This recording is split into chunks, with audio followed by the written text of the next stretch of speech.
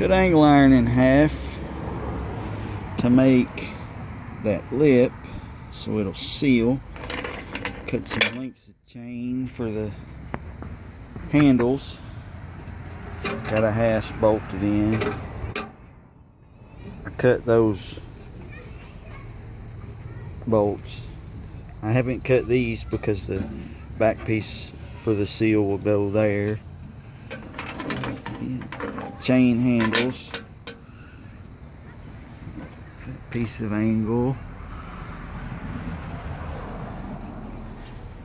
I gotta do the back and the front yet, but it's my fuel cell toolbox.